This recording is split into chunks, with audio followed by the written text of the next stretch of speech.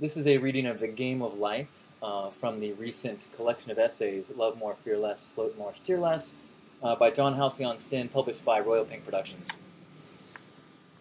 You can find the book at lovemorefearless.com. Ahem. The Games of Life. Quote, "What would you do if you knew you would not fail?" Popular motivational mantra. Quote, "What would you do if you knew you would not win?" Jacob Glass's corrected version of the mantra.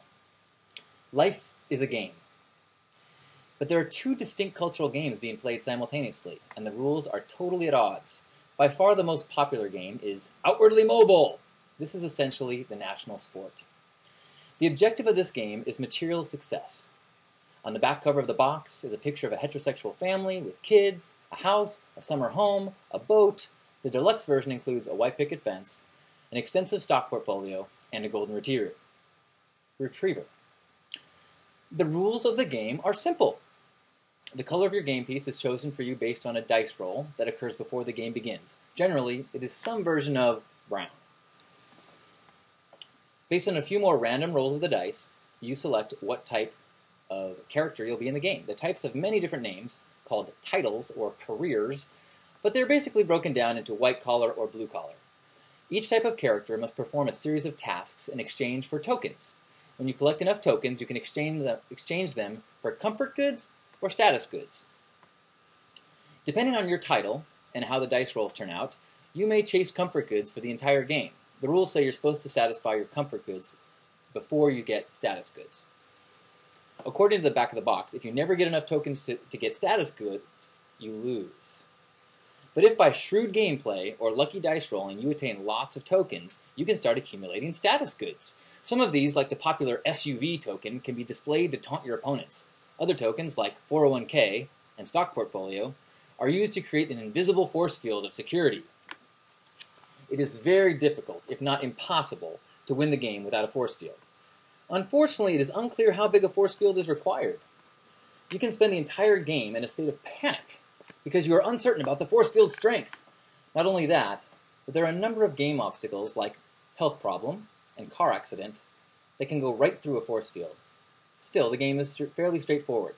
The player with the most tokens and status goods are considered winners. There's an obscure rule called shooting the moon that, despite being incredibly difficult, has become an immensely popular way to play. To shoot the moon, you must roll an odds-defying number of double six rolls and attain the title of celebrity. Unfortunately, you can waste a huge portion of the game going for double sixes without ever getting many tokens. But if you do shoot the moon, you automatically win. The basic rule boils down to math. More equals better. However, if you play long enough, you'll find that the number of obscure and seemingly unfair rules are significant. Many players spend the final rounds of the game frustrated and disgusted. Some even decide to quit and play the other, far less popular game.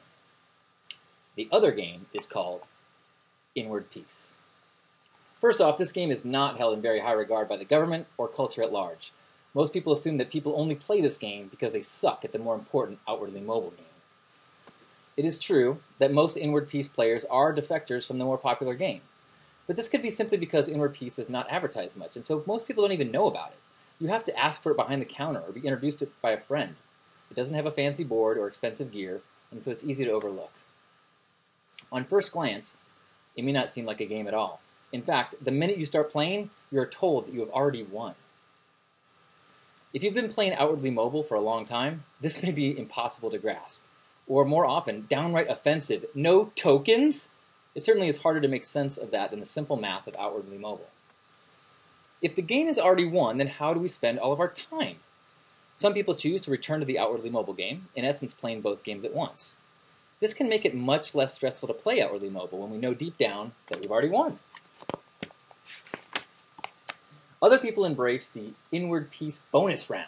This round lasts as long as you like, has no obstacles, and is more like a sandbox to play in than a course to race on. If you've been playing Outwardly Mobile for a long time, this bonus round can seem insane. But for those who dedicate themselves to Inward Peace and practice daily, the exact opposite is true. In the end, we have a culture full of outwardly mobile and inwardly peaceful. Both both thinking that the other has completely missed the point. The truth is, we can only judge our own paths. We can only play our own game. And the way we roll our dice and move our pieces is entirely up to us.